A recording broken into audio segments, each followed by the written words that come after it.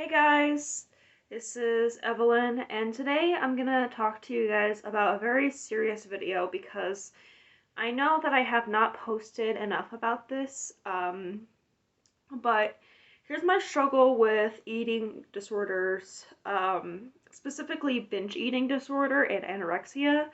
Um, I have struggled with binge eating disorder for quite some time now. I have a food addiction and I'm working on it personally within myself. So here's a way that I'm going to express it all to you is that it is a serious problem, and you guys should get some help if you suffer from food addiction. Uh, because food addiction is not necessarily like something that people always look for in eating disorders. They don't look for it like in criteria like people being underweight or whatever. And just because I am of a normal weight and I don't look super overweight or like fat or anything, that does not mean that I don't suffer from food addiction. The heaviest I ever got was 185, and it was miserable. It really was. But I'm willing to admit that I did gain at least 10 pounds back when I lost weight.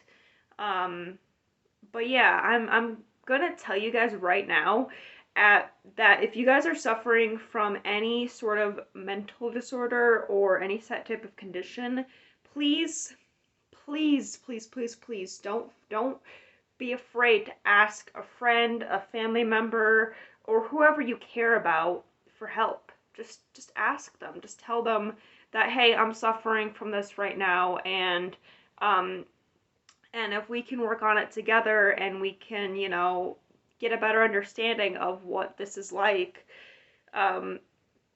maybe we can all work on our, it's not like I don't suffer from this right now because currently I'm working on my diet and eating healthier and eating from home instead of eating out a whole ton, and it's actually helped my health very, very beneficially. Um, and I was 150 pounds at my lowest. Well, not my lowest, but when I lost my weight. Um, I am now 160. I'm 5'7", which is a little bit overweight, but not drastically. Considering that I am kind of tall, I'm 5'7". Yeah, that's that. Um, with that said, I'd rather like talk about like there's lots of things to talk about when considering eating disorders and like all of that because I'd consider myself to be, you know, on the healthier side because I never really got that fat, which is good because if I had allowed myself to get that fat, then it'd be hard to lose all that weight. And I feel better now, kind of. But I know there's ways to improve always. Um, and if you guys seriously want help, like, it's the best thing to do. And my relationship with food is personally changing right now, and all the excuses that I'm making for myself are actually demeaning because, that doesn't matter. And as you can tell, I did get my septum pierced recently, and it looks pretty good. And yes, this tattoo is kind of new. You haven't really seen it, but I've had this tattoo for like quite a while now, maybe almost a year. So yeah, I keep getting new piercings and tattoos. That's just my personal thing. And colored hair, whatnot. I've always kind of liked that edgier look. But yeah, that's that. Um, so I'd like to say that recovery is one of the hardest things ever because I've struggled with a lot of issues myself personally. And not concerning, right now, I'm sorry, it's kind of like weird. If you saw any flickering going on right now, that's probably because the power's about to go out at any moment. So if we cut this video short, then don't feel offended because the power's about to go out and it's kind of like meh right now. So yeah, I'm just like, whatever is the case with me, I You know, it's a thing. Recovery is hard. Recovery is a big, long battle, and you can face it. Keeping a calorie deficit, that doesn't necessarily mean you have to count a whole ton of calories every day.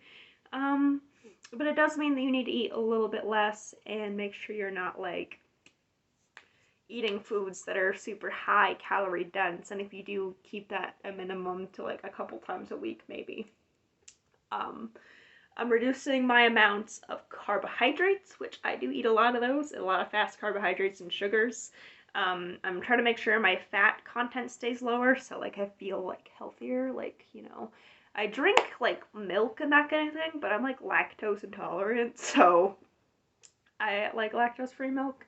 Um, I like cheese. I'm addicted to cheese, but I'm gonna learn to eat less cheese because that's like that can also be quite fattening.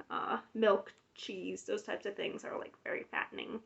I'm not saying you should like mark any food as good or bad because that can cause you to want to binge more often. Because if you mark foods as good or bad, that can cause you to want to eat that food, specific food, more.